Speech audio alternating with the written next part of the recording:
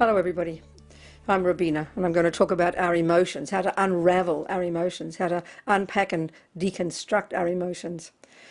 But I want to sing a little prayer to start, and so it's like putting us, kind of stating our goal, and our goal is to listen to these words, and that includes me, to see if there's some tools we can take out of this information, which is coming from the Buddha, to use to develop our marvelous potential. Buddha says we've got so much, so for our sake, but also so that we can be of benefit to others.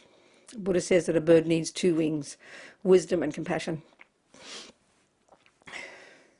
Sangye chodang soke chognam la jang cho badu dagni kyab suchi dagi chönyen gipe sonam ki drola penche sangye dropa shok Sangye chodang soke chognam la jang cho badu dagni kyab suchi dagi chönyen gipe sonam ki drola penche sangye dropa shok Sangye chodang soke chognam la jangcho badu dagni kyab suchi dagi chönyen gipe sonam ki drola penche sangye dropa shok.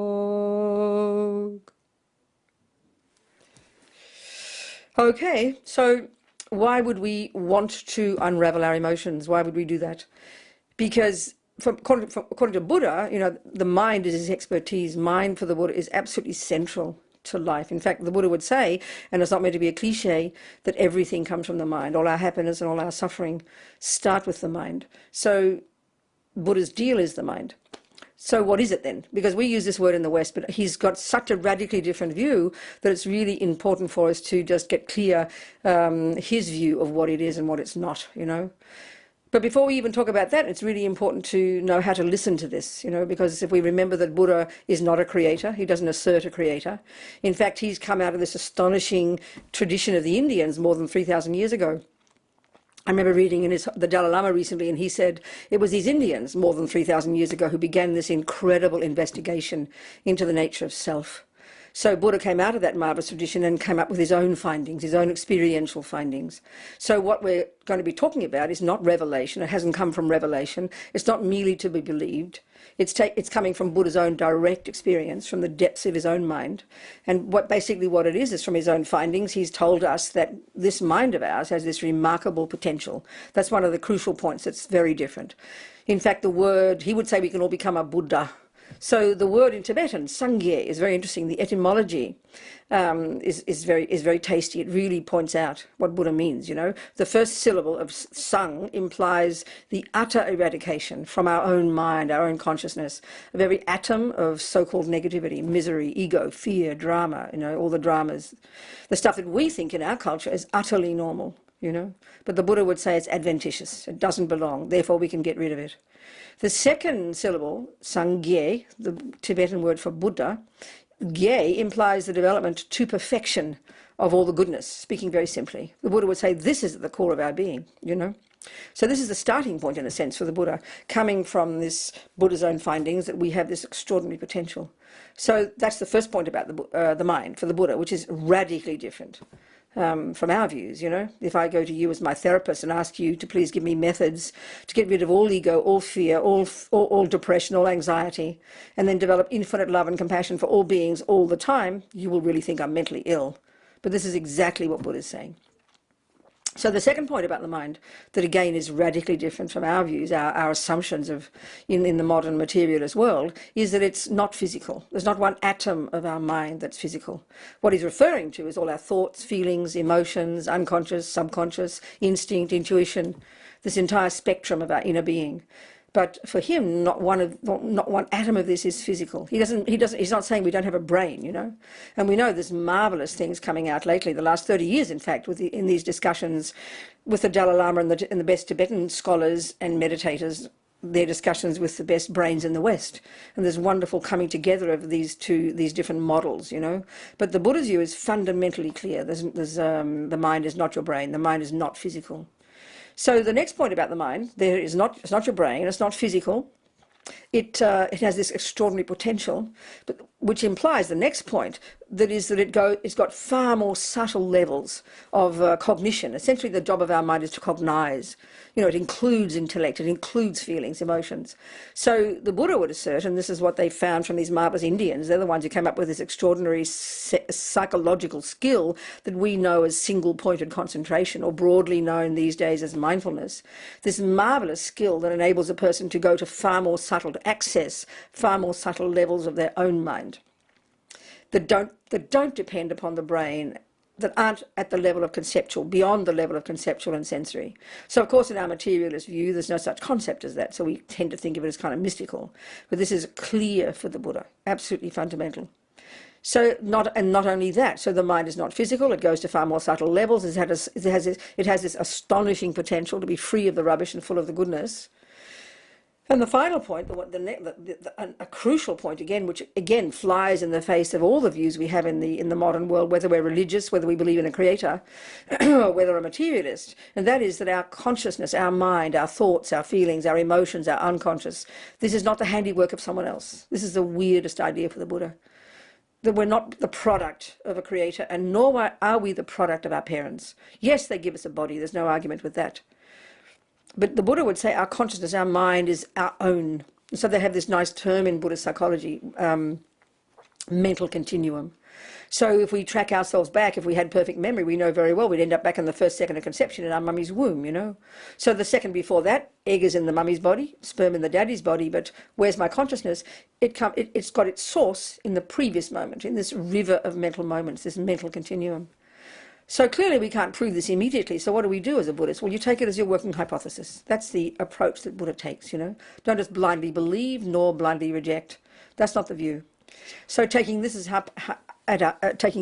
our hypothesis, all these views, let's see then what is this process of unraveling and unpacking this mind of ours so that we can do this extraordinary job of ridding ourselves of all the rubbish, which for the Buddha are the causes of suffering and the causes of why we harm others, and fully developing our goodness, speaking very simply, So, as one of my teachers says, Lama Yeshe, he says that being a Buddhist is being your own therapist. I mean, that's kind of sounds like good marketing, and it is, but it's absolutely true.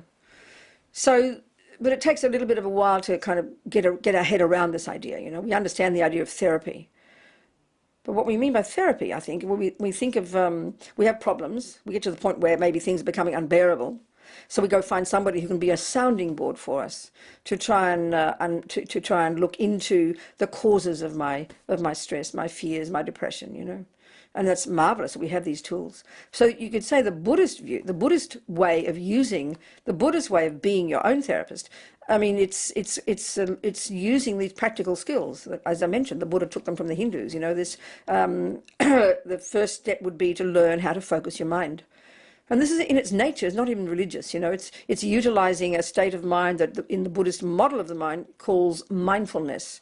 And maybe we have lots of meanings onto that, but the bare bones meaning of the term mindfulness is simply the capacity to not forget what you're doing from moment to moment. So we look into our crazy mind, we see there's this big soup of emotion in there, and it's very hard to keep track of what's going on, it's all over the place. And so one of the key skills we need to learn to use is to develop is to focus the mind. So even if you do this for 3 minutes every morning, you sit there, you make a determined effort to not let your mind wander off. You make a determined effort to pay attention to something. Let's use with the breath. It's a typical object that the Buddha would suggest as a starting point. So you're making the effort for even 3 minutes. I will not let my mind wander. So naturally your mind will wander, but you bring it back to the breath, bring it back to the breath. So almost immediately, the immediate benefit of this, it might not be that you get concentration, but the almost immediate benefit is because we're stepping out of our head for 3 minutes, we can't help but hear what's going on. And that's the skill we need to learn to develop, to begin to start to listen to these infinite number of thoughts and feelings and emotions all milling around in there that we don't pay much attention to until they're really loud, or until they hit our body. And that's what we mean by emotion, So one of the key things to understand in Buddhist psychology, and I think if we look at it carefully, we'll see this is true, is what we call emotions, which we make a big fuss about, and we give great importance to. If we begin to develop this skill to start to step out of our head for a couple of minutes and pay attention to something, the skill, as I said, the skill we'll develop is we're going to start hearing the thoughts. We're going to start hearing the thoughts. And what we're going to hear is the thoughts, these conceptual stories that inform the emotion, inform the feeling in the body, you know. So normally if we don't pay attention, which is not really a skill that we learn in our culture, the only time, as say a little kid, one of my emotions was very spontaneous and very natural, my mother didn't have to teach me, was anger. The millisecond I didn't get what I wanted, I would explode in anger, you know. So I didn't notice I was angry until, of course, the words came flying out my mouth. Well, perhaps some other people don't notice that they're depressed until they can't get out of the bed one morning, you know, completely inert. So our trouble is because we say we give such power to our senses and our body, you know. As Lama Yeshe says, we make the body the boss. But the Buddha's deal is the mental consciousness, which is what informs our senses, you know. So what we have to learn to do then is to develop this skill to go beyond the sensory, even a tiny little bit, to go beyond the sensory and the grosser level of conceptuality, to start to listen to the stuff that's informing our emotions, informing our sensory responses to the world. And this is the great skill. And anyone can do this. This is not religious. I mean, I joke on it, but it's true. A communist could do this. But it needs rigor. It needs discipline. And the key thing, of course, here is that if I start looking into my anger and you ask me, tell me about your anger, Robina, I will give you a very detailed description, a very detailed conceptual story about the person that I feel has caused my anger. But what I can't see is that I'm not describing my anger. I'm describing the object of my anger. And as far as I'm concerned, and this is the instinct of ego, isn't it? I'm a victim of that person's actions. So my anger is real, but it's not my fault. I'm angry because you did this, and because she said that, and because they did this. This is very deep in our bones, you know. So the way the Buddha's talking, once we start to understand our mind, we can start to listen to that conceptual story that anger is telling us. And that is a conceptual story. If you see a person shouting and yelling, and we go, oh yeah, they're angry. But if you say, record them and then transcribe their words, what you've got is a piece of paper with a series of words on it. Anyone with half a brain can tell the person's angry. But what are you seeing? Clear concepts. And the way the Buddha's talking, this is very interesting, that all these unhappy emotions we have, all these unhappy emotions, attachment, jealousy, depression, let's go into these in more depth, but in the bones of their being, beneath the emotional component, there are these conceptual stories, and that's what we have to learn to listen to. And then the crucial one, more than listen to them, to learn to unpack them and maybe stop believing in the story they tell us, One of the ways Buddha's saying is because these tendencies are so habitual.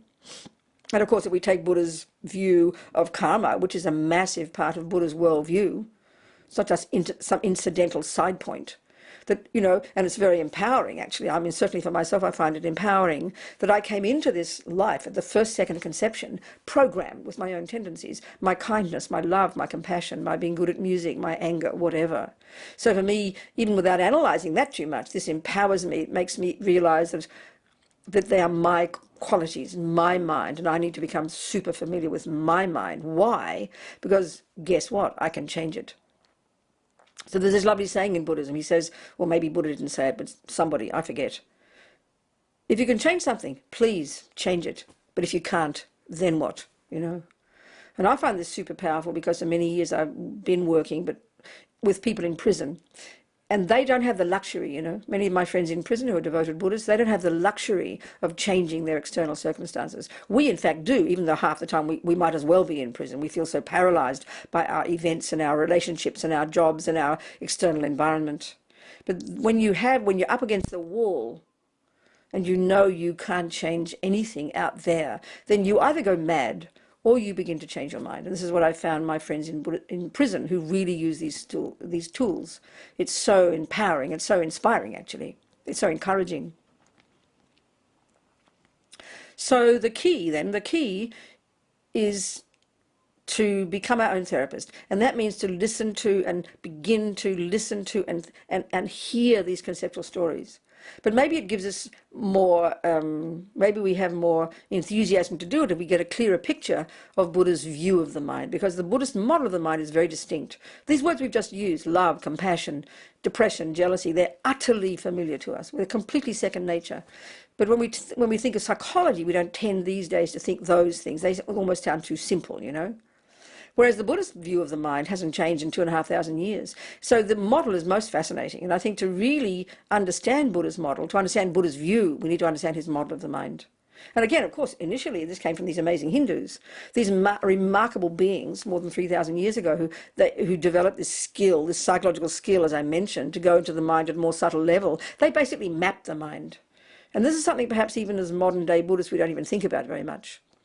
We're so used to thinking about mapping the brain. That's nothing wrong. But here, these beings, and this is what the Buddha does, and what we need to do if we're using Buddha's skills wisely, is we need to learn to know, to initially have the model, the theory, like anything, and then you start using that as your basis to begin to really, when you go more deeply through developing the skill to concentrate, to be able to listen more precisely, more clearly to the goings-on in our own mind at ever more subtle levels, and to begin, as I said, to unpack and unravel, and then eventually to argue, using wisdom to argue with ego's misconceptions. Because the crucial point that Buddha is making in his model, it's very simple, deceptively simple actually.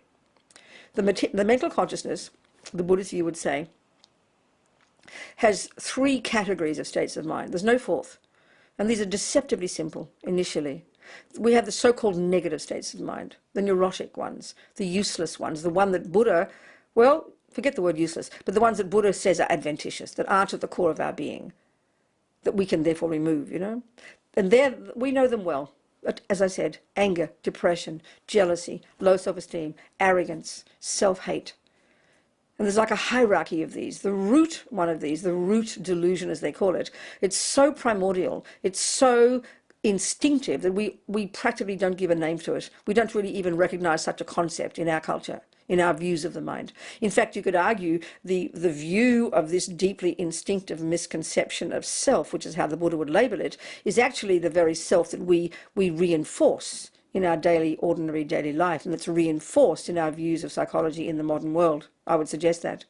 So the root delusion, Buddha calls it simply ignorance, ma-ripa, unawareness, but it's a primordial unawareness, and what's so tasty, it's known as ego grasping, so that indicates its character.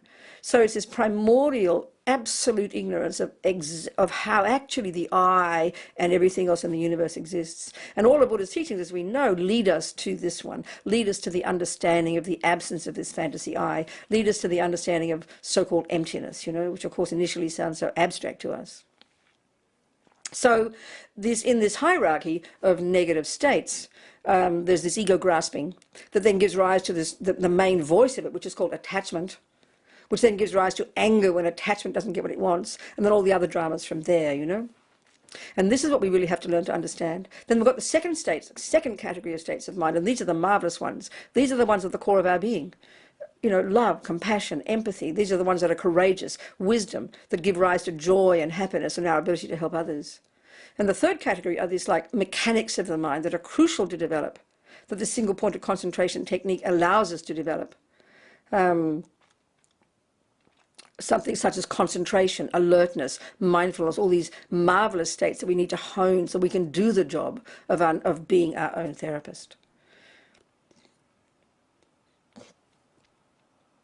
So I think let's finish there for now, and we can continue this conversation later. So we started by motivating that we're going to listen to these teachings, to take some tools from it.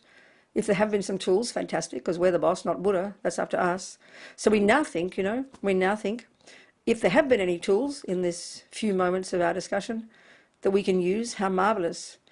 And we think this last 15, 20 minutes, as many thoughts as we've had, is as many seeds we've planted. Buddha would say none of it goes astray. So we delight in this, and we think, fantastic, may we nourish these seeds from this moment with our effort to develop ourselves so that we can be of benefit to others, no matter how long it takes. And we can express this in these little prayers. Gewadi nududag lama sange drub gyune drowachi kyang malupa Dei sala gopashok Jang tub samchog rinpoche ma ke panam ke gyutig ke panyampa me payang gong ne gong du pabashok.